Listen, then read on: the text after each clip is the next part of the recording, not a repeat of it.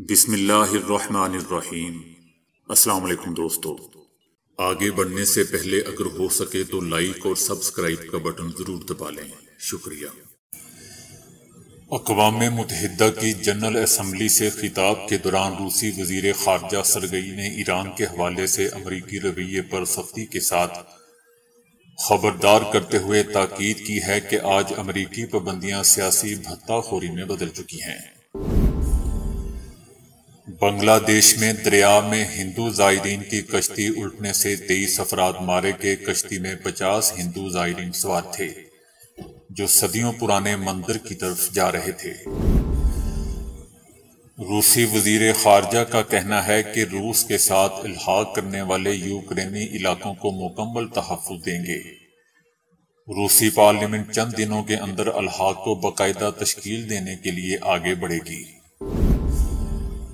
مولوی فضل الرحمان کا کہنا ہے کہ وزیراعظم ہاؤس سے آڈیو لیک ہونا باعث تشویش ہے۔ وزیراعظم آڈیو لیکس معاملے کا نوٹس لیں کہ کس نے ہماری گفتگو کو ہیک کیا، اس کے خلاف سخت کارروائی ہونی چاہیے۔ عمران خان کا کہنا ہے کہ مبینہ آڈیو ٹیپ سے ثابت ہو گیا کہ مریم نواز کے داماد نے بھی پیسے بنائے ہیں، الیکشن میں 3 وکٹیں گرانے کا پلان ہے۔ زرداری شہباز شریف اور تیسری وکٹ کے لیے ان سونگ یارکر تیار ہے۔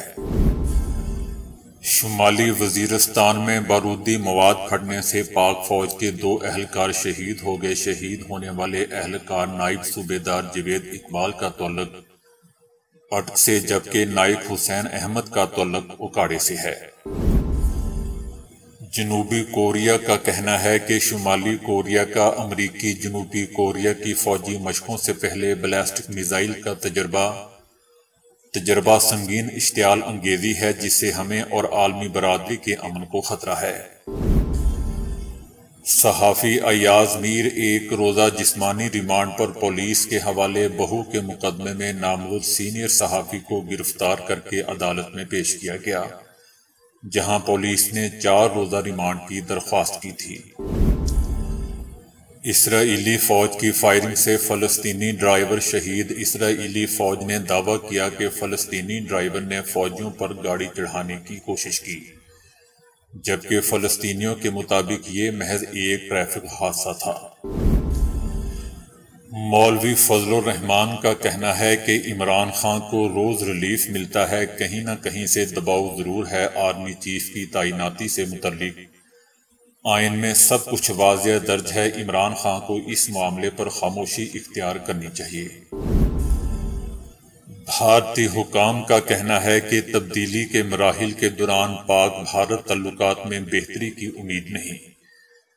پاک فوج کی قیادت میں تبدیلی دونوں پڑوسی ممالک میں ہونے والے عام انتخابات کے باعث تعلقات معمول پر آنے کی توقع نہیں۔ نائجیریا میں مسلح افراد کے مسجد پر حملے میں 15 نمازی شہید۔ موٹر سائیکل سوار مسلح افراد نے مسجد میں گھس کر اندھا دھند فائرنگ کی تھی۔ انڈیا میں طالبات کی غیر اخلاقی ویڈیوز لیک، ملزم بھارتی فوج کا اہلکار نکلا۔ غیر اخلاقی ویڈیوز کیس کی تفتیش کرنے والی پولیس ٹیم نے بھارتی فوج کے اہلکار کو اروناچل پردیش سے گرفتار کیا۔ ملک شام میں کشتی ڈوبنے سے 45 بچوں سمیت 76 تارکین وطن مارے گئے۔ کشتی میں 150 تارکین وطن سوار تھے۔ بڑھتا درجہ حرارت دل کے مریضوں کی حالت مزید خراب کر سکتا ہے۔ محققین نے بڑھتے درجہ حرارت کے ساتھ کمزور مریضوں کی دیکھ بھال کے لیے ٹیلی مانیٹرنگ ٹیکنالوجی کے بہتر استعمال پر زور دیا۔ تو دوستو، ابھی کے لیے اتنا ہی۔ ویڈیو کو لائک اور شیئر کرنے کا بہت بہت شکریہ۔